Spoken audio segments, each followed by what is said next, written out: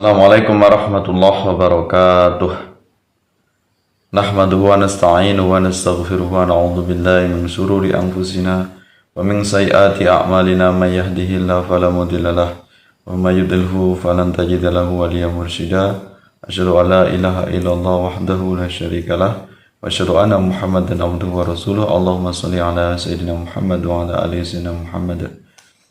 Yang kami muliakan semua pemirsa yang berkenan untuk menyaksikan video ini, mudah-mudahan Anda semuanya mendapatkan limpahan karunia dari Allah Subhanahu wa taala. Anda semuanya sehat walafiat, diberikan kelancaran semua aktivitasnya oleh Allah Subhanahu wa taala. Amin ya rabbal alamin.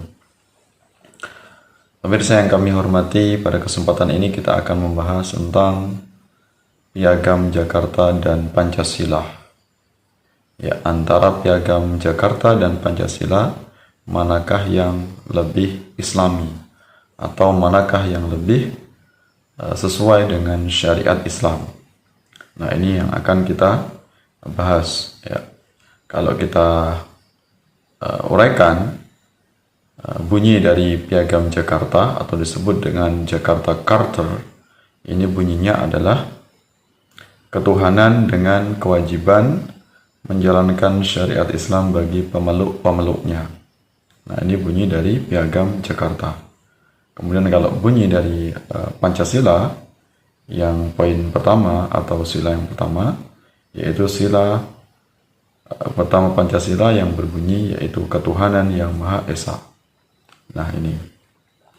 Jadi antara Piagam Jakarta dengan Pancasila, ini terjadi perbedaan hanya pada sila yang pertama. Kalau Piagam Jakarta yaitu ketuhanan dengan kewajiban menjalankan syariat Islam bagi pemeluk-pemeluknya. Sedangkan yang Pancasila, sila yang pertama yaitu ketuhanan yang Maha Esa. Nah, jadi ini ada perbedaan redaksi di mana dulunya Pancasila ini menggunakan Piagam Jakarta. Jadi cikal bakal dari Pancasila yang muncul saat ini adalah dulunya bersumber dari Piagam Jakarta. Jadi dulu redaksinya ini panjang ya, dengan kalimat ketuhanan dengan kewajiban menjalankan syariat Islam bagi pemeluk-pemeluknya. Nah, ini. Jadi kalimat ini terkesan lebih religius ya, seolah-olah ini sangat mewakili dari suara umat Islam ya. Karena di situ ada kalimat kewajiban menjalankan syariat Islam bagi pemeluk-pemeluknya. Jadi sangat kental sekali dengan nuansa religius, nuansa keislaman, nuansa syariat Islam.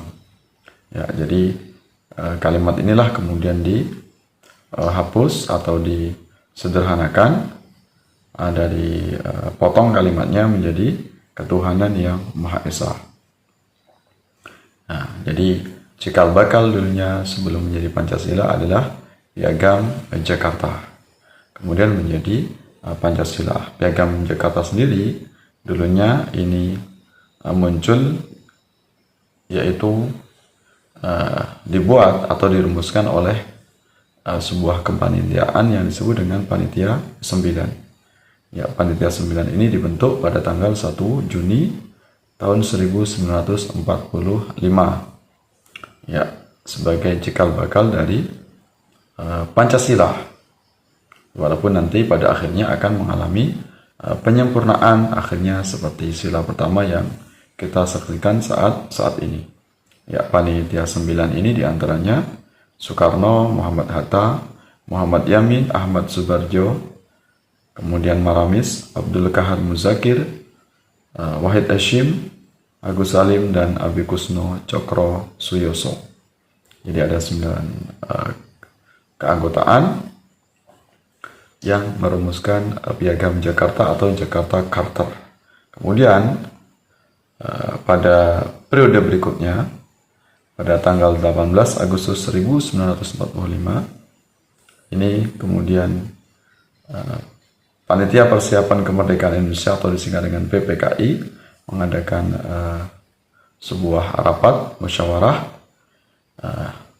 akhirnya dengan kondisi yang sangat memanas karena antara pendukung Piagam Jakarta dengan pendukung yang ingin merubah dari sila pertama ini, terjadi perdebatan yang sangat alot perdebatan yang sangat alot karena masing-masing pihak berupaya agar rumusan dari Pancasila ini sesuai dengan apa yang mereka kehendaki.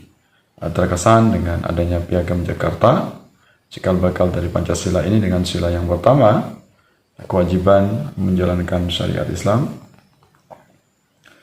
bagi pemeluknya ini kental dengan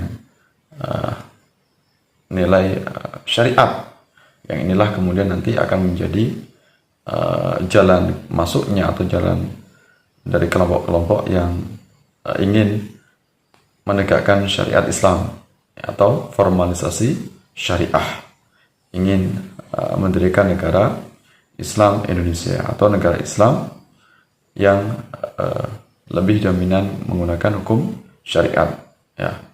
Nah, ini kemudian akhirnya pada puncaknya pada tanggal 18 Agustus tersebut disepakati bahwasanya sila pertama yang bersumber dari Piagam Jakarta tersebut dihapus redaksinya, disempurnakan atau disederhanakan menjadi ketuhanan yang Maha Esa.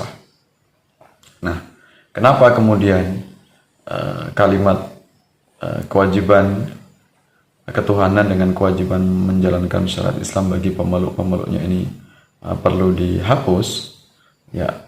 Kenapa disepakati oleh para pendiri kita, pendiri bangsa kita, disepakati oleh Panitia 9? Kenapa kok tidak menggunakan redaksi yang asli atau murni hasil rumusan dari Piagam Jakarta?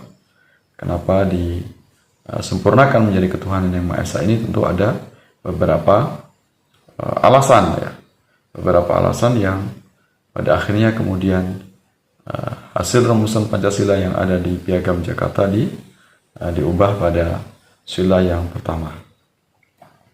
Nah, ini diantaranya beberapa rekomendasi alasan kenapa kemudian sila pertama pada Piagam Jakarta ini diubah menjadi ketuhanan yang Maha Esa. Yang pertama, sila pada Piagam Jakarta ini tidak mempresentasikan suku dan agama lain, artinya itu hanya kental seolah-olah yang berjuang membela kemerdekaan, memperjuangkan kemerdekaan Indonesia sampai pada proklamasi ini hanya umat Islam. Nah, jadi tidak ada mengakomodasi dari suku dan agama yang lain yang juga diakui turut serta dalam membela dan memperjuangkan kemerdekaan Indonesia. Jadi ada kecemburuan sosial dari kelompok non-Islam, non-Muslim yang seolah-olah dengan adanya sila pertama pada Piagam Jakarta ini hanya mempresentasikan kepentingan umat Islam.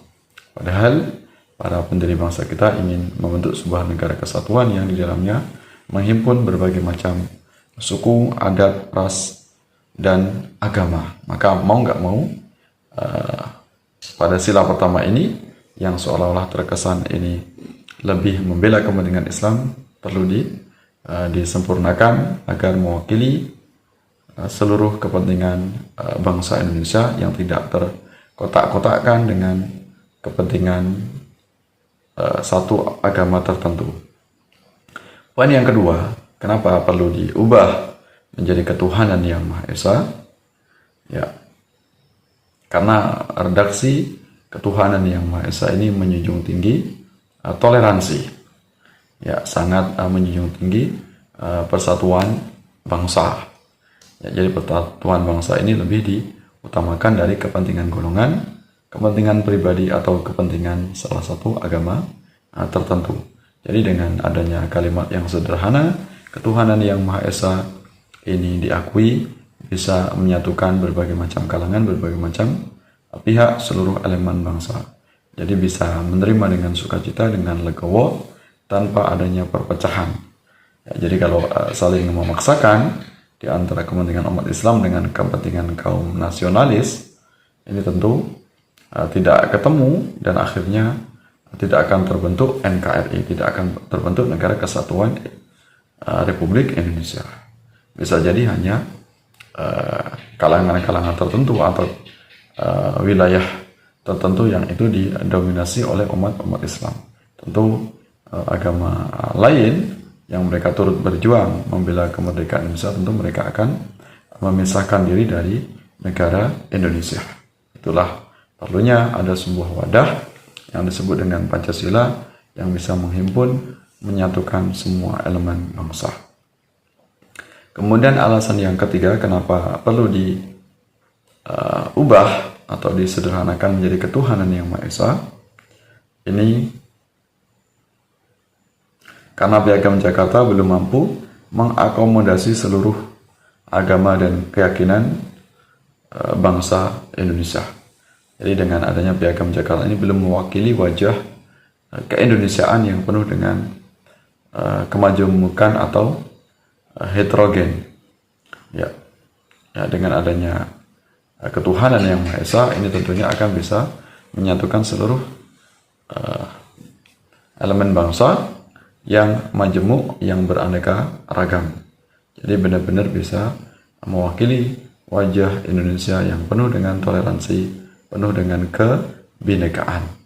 Nah, itu beberapa alasan kemudian kenapa Pancasila pada rumusan Piagam Jakarta ini, pada sila pertama ini berbeda dengan Pancasila yang saat ini sering kita lihat atau sering dipajang ya dengan redaksi yaitu ketuhanan yang Maha Esa. Jadi dari peristiwa ini bisa menjadikan pelajaran untuk kita semuanya. Kita tidak boleh memaksakan kehendak atau memaksakan kepentingan golongan.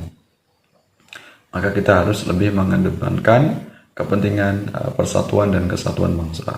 Lebih mengedepankan yaitu sikap toleransi.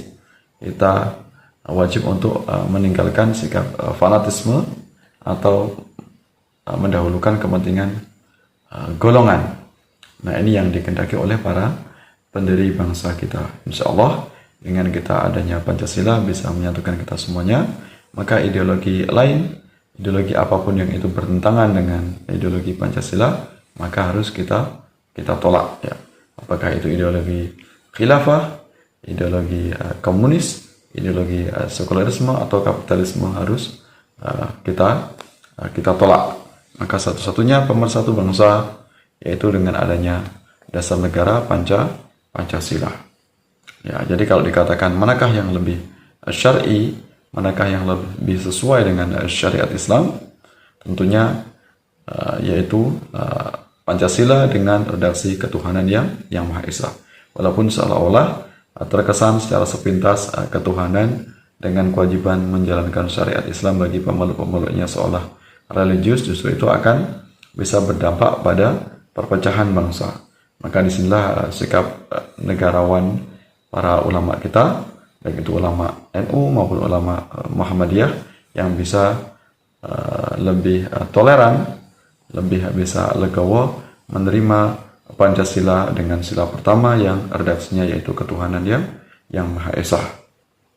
Nah, ini yang bisa kita ambil pelajaran dari ulama-ulama kita, dari para pendiri bangsa. Insya Allah dengan sikap kita yang toleran, bisa saling mengasihi, bisa menghormati sesama dengan perbedaan suku, ras, dan agama, maka Indonesia akan terus kokoh berdiri, tidak akan terjadi perpecahan bangsa.